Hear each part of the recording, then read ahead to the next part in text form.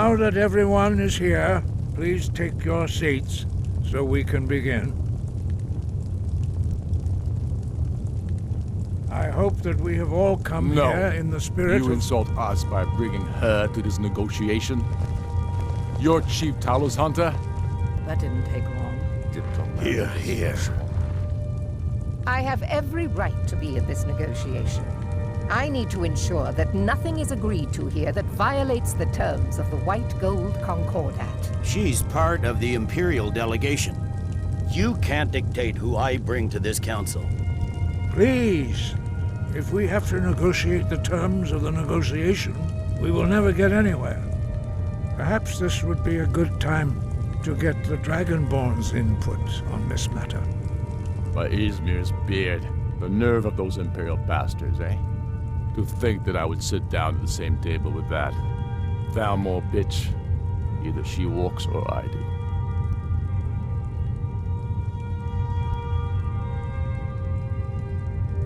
Maybe so, but bringing her here is a deliberate provocation. Tullius needs to know I won't be pushed around.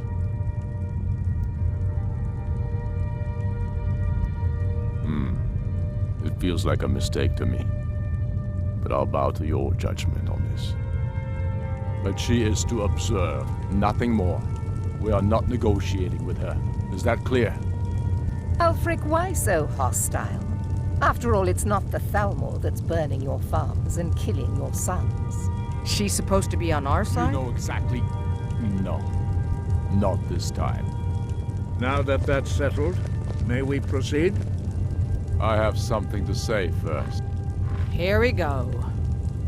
The only reason I agreed to attend this council was to deal with the dragon menace. There's nothing else to talk about.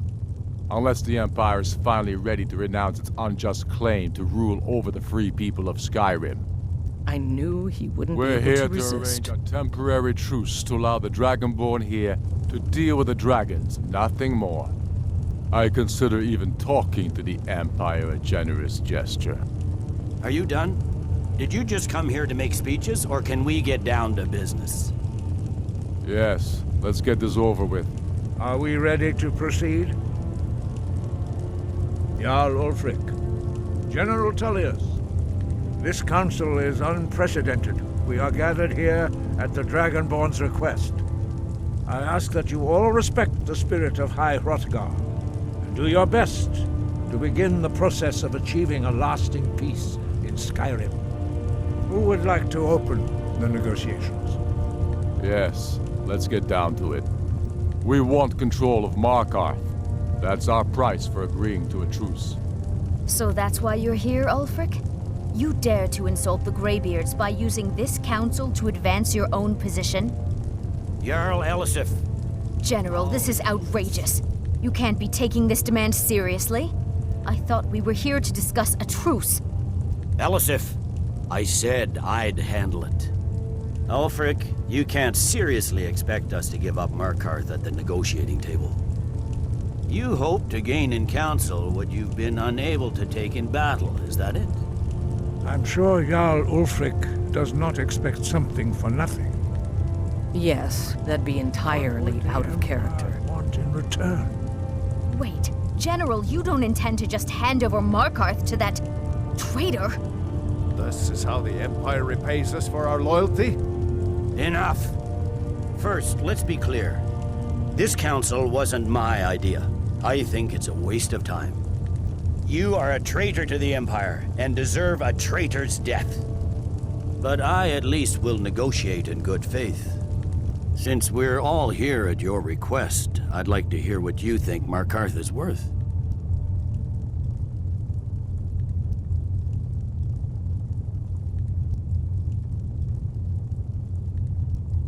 In exchange for Markarth, the source of most of Skyrim's silver. Hardly. Riften seems like a better choice to me. Well fortified, easily resupplied from across Lake Honric, plus all the mead we can drink.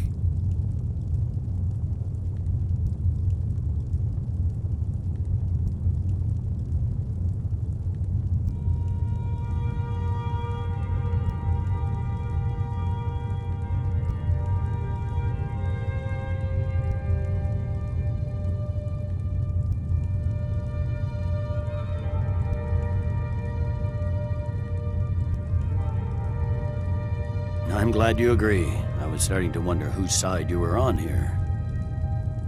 You heard the man, Ulfric. We've made you a fair offer. Are you serious about these talks, or are you just here to posture? I expected better from you, Dragonborn. I came here in good faith, and now it seems you help the Empire at every turn. As for you, General Tullius, I see now that Galmar was right. Talking to the Empire is just as useless as ever. If you think you can hold Markarth, you're as deluded as your Emperor when he signed away our freedom to the Thalmor. Skyrim will never again bow to your false empire. Let's go, Galmar. I should have listened to you in the first place. You always were a fool, Ulfric. You're no better at diplomacy than you are in the battlefield. Stop! Are you so blind to our danger that you can't see past your petty disagreements? Here you sit arguing about nothing, while the fate of the land hangs in the balance. Is he with you, Delphine? If so, I advise you to tell him to watch his tongue. He is with me. And I advise you both to listen to what he has to say before you do anything rash. Don't you understand the danger? Don't you understand what the return of the dragons means? Alduin has returned, the World Eater. Even now he devours the souls of your fallen comrades. He grows more powerful with every soldier slain in your pointless war. Can you not put aside your hatred for even one moment in the face of this mortal danger? A very pretty speech. But what does Shut it have up. to do with the... If he's right about Alduin, we both have just as much to lose here, Tullius. Remember that. Now, back to the matter at hand. Don't hand me a mug of sheep's piss and call it mead. These terms are still not acceptable. I'm sure you have something in mind.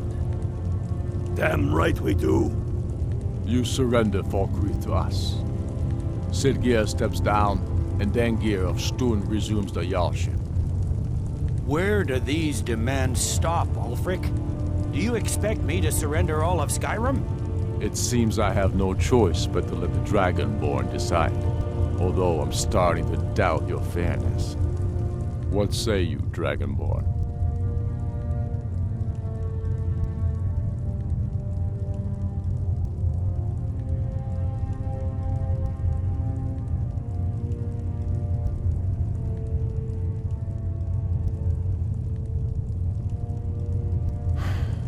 Even the Dragonborn betray Skyrim.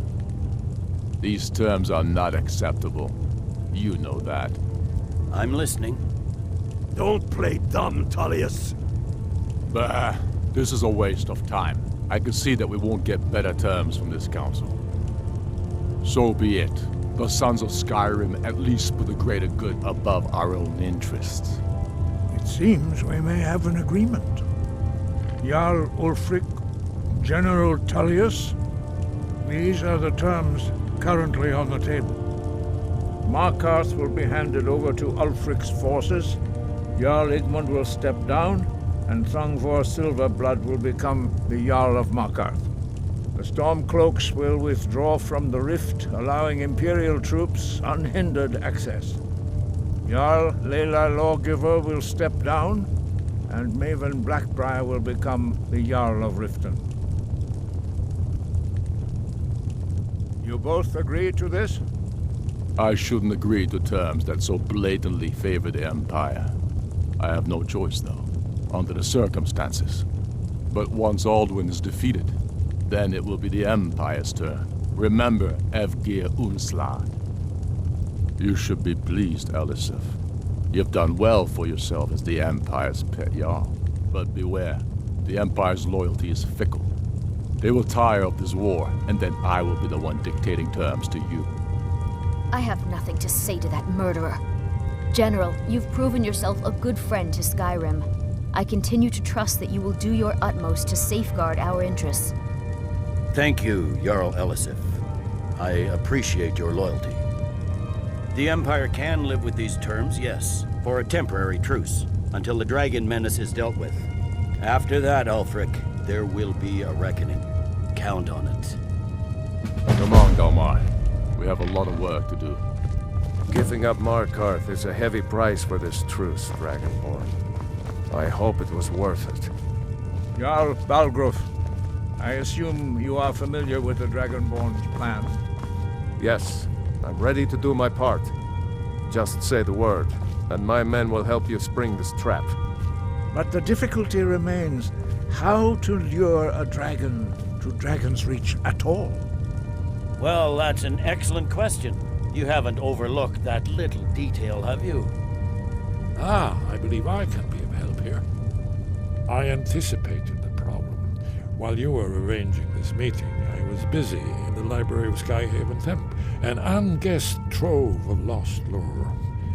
But the important thing is that the Blades recorded many of the names of dragons they slew. Cross-referencing this with Delphine's map of dragon burial sites, I believe I've identified one of the dragons that Alduin has raised up. Don't you see? The names of dragons are always 3 words of power, shouts. By calling the dragon with a voice, he will hear you wherever he might be. He's not compelled to, but dragons are prideful by nature and loath to refuse a challenge. Your voice in particular is likely to intrigue this dragon after your victory over Alduin. I think it's very likely that he will be unable to resist investigating your call. Indeed. I'm no master of the voice, like these worthy gentlemen, but it is written here in this scroll. Oda Ving, winged snow hunter, as I read it.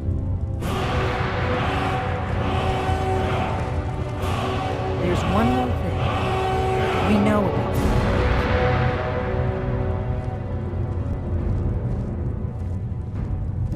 Parthenax, the dragon that the Greybeards have been protecting for all these years. He needs to die. He deserves to die. And it falls to you to kill him until he's dead. Well, I'm sorry, but we would dishonor our oaths as Blades if we continued to help you.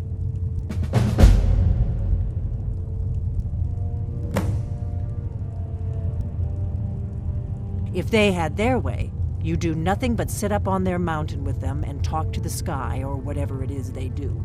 The Greybeards are so afraid of power that they won't use it. Think about it. Have they tried to stop the Civil War or done anything about Alduin? No. And they're afraid of you, of your power. Trust me, there is no need to be afraid. Think of Tiber Septim. Do you think he'd have founded the Empire? I'm glad you were able to negotiate a truce, but I don't trust Ulfric. He'll break his word as soon as it suits him. In my right ear.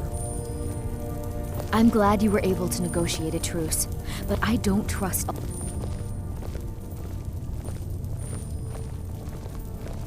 Hey, did you say something?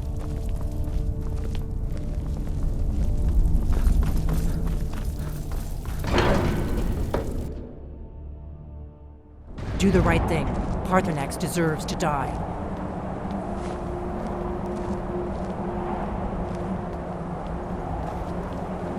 We have nothing to talk about until Parthenax is dead.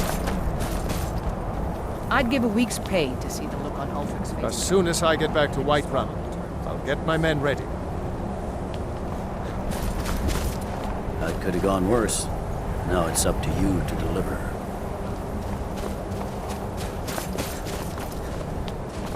My duty is simple. Oversee the Thalmor Justiciars and make sure they perform their duties admirably.